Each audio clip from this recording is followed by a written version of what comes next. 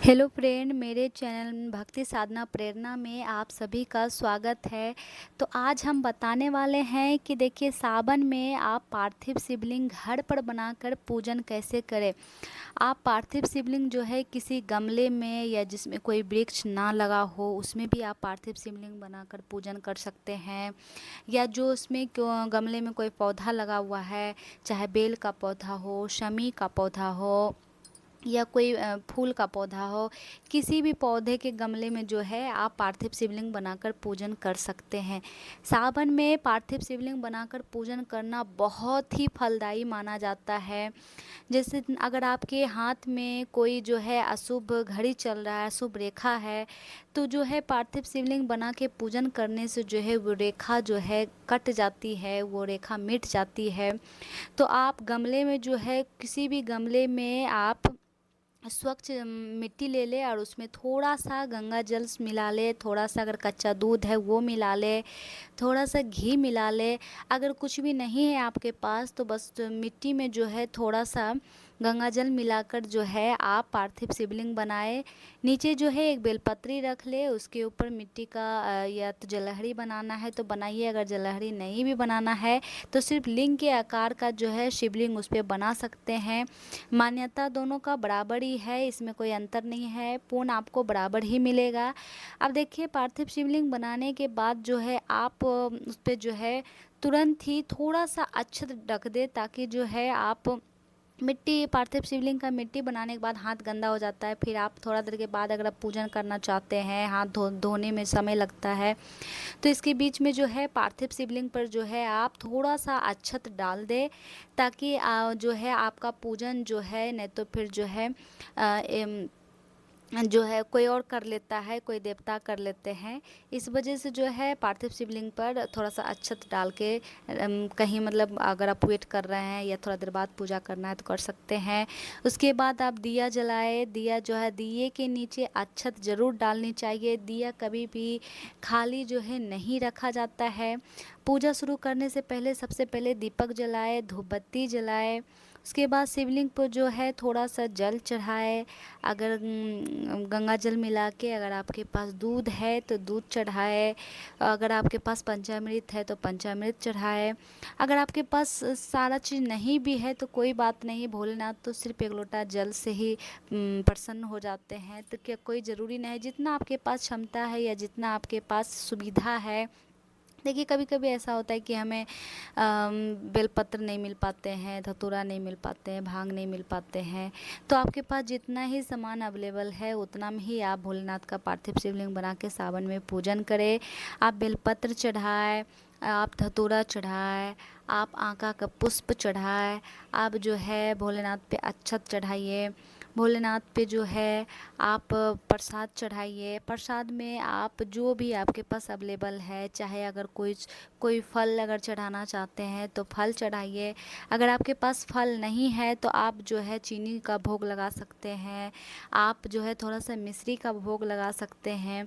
यानी अपनी क्षमता अनुसार और आपके पास जो अवेलेबल है, जिस जो व्यवस्था है, आप कुछ भी मतलब फल में चढ़ा सकते हैं। महादेव का पसंदीदा पुष्प चढ़ाइए, महादेव को जो है चंदन लगाइए। महादेव का जो है विधि विधान से जितना बन पाए उतना जो है सावन में आप दिल से पूजन कीजिए। महादेव को देखिए आप कितना भी सर सामान चढ़ा दीजिए, लेकिन अगर आप मन से पूजन नहीं कर रहे हैं तो बस सारा चीज़ चढ़ाए आपका बेकार हो जाता है। लेकिन आप एक लोटा जल ही चढ़ा रहे हैं, लेकिन अगर आप मन से चढ़ा रहे हैं ना, तो वो मनोकामना जो है भोलेनाथ शीघ्र ही पूरी कर देती है, चाहे कोई भी मनोकामना हो। खास करके सावन में पार्थिव शिवलिंग बनाना बहुत ही शुभ मानी जाती है। पार्थिव शिवलिंग जो है सावन में आप पार्थिव शिवलिंग पर आप जो है समी का पत्र चढ़ाए, आप जो है महादेव का पसंदीदा जितना भी पुष्प है वो चढ़ाए, महादेव पे शहद चढ़ाए। कहते हैं महादेव पे शहद चढ़ाने से जो है पति पत्नी के रिश्ता में प्यार बढ़ता है, महादेव पर तिल चढ़ाए। महादेव पर तिल चढ़ाने से जो है कि शनि का साढ़े साती जो चलती है, चाहे शनि के कारण से जो भी काम में रुकावट आ रही है वो दूर होता है। महादेव पे जो है दक्षिणा ज़रूर चढ़ाए, क्योंकि महादेव पे दक्षिणा चढ़ाने से पूजा में जो भी कमी आ रही है वो सारे जो है पूरी हो जाती है। इसलिए दक्षिणा चढ़ाना जो है महादेव मतलब कोई भी पूजन कर रहे हैं, लेकिन आप सावन में अगर आप पार्थिव शिवलिंग का पूजन कर रहे हैं तो 1 रुपया भी दक्षिणा ज़रूर चढ़ाए और भगवान से प्रार्थना करें कि पूजा में अगर कुछ कमी है तो उसके लिए हम दक्षिणा चढ़ा रहे हैं। उसके बाद आप लास्ट में जो है भोलेनाथ का आरती करें, कर्पूर गौरम करुणावतारम या कोई भी जो भोलेनाथ का आरती है वो कर लीजिए, आरती भोलेनाथ को दिखा दीजिए। उसके बाद जो है आप जो है उस भोलेनाथ के सामने बैठ के जो है मतलब 108 बार मंत्र जाप करें। मंत्र जाप में आप ओम नमः शिवाय का जाप कर सकते हैं, नमः शिवाय का जाप कर सकते हैं, श्री शिवाय नमस्तुभ्यम का जाप कर सकते हैं। यानी महादेव के पास जो है बैठ के जो है 108 बार कोई भी मंत्र जो आपको पसंद आता है वो बैठ के आप जाप कीजिए।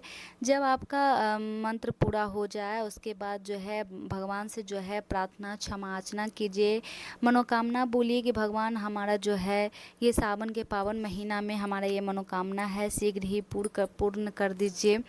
उसके बाद जो है भगवान से प्रार्थना क्षमा याचना मांग के और फिर आपका दिया जब शांत हो जाए, जब आपका दिया बुझ जाए पूरी तरह से, तब आप महादेव का जो है विसर्जन करें।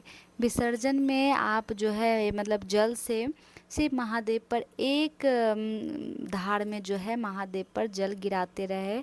और जब महादेव का शिवलिंग जब खंडित हो जाए, जब इधर उधर मतलब उसका मिट्टी जो है गिर जाए, उसके बाद जो है महादेव का विसर्जन हो जाता है। फिर उसी गमले में महादेव को जो है अच्छी तरह से दबा दें, बराबर कर दे और जो भी नीचे भी जलहरी जो बनी हुई है वो भी अच्छे से मिट्टी में दबा दे और अच्छे से मिट्टी में जो है बैठा। फिर अगले दिन फिर इसी तरह से पार्थिव शिवलिंग का पूजन करना है, यानी पूरे सावन के महीने में इसी तरह से पार्थिव शिवलिंग का पूजन करना है। अगर वीडियो अच्छा लगा हो तो चैनल को लाइक करें, सब्सक्राइब करें और कमेंट में हर हर महादेव ज़रूर लिखिएगा। इसी तरह से पूरी सावन में आप पूजन करें। हर हर महा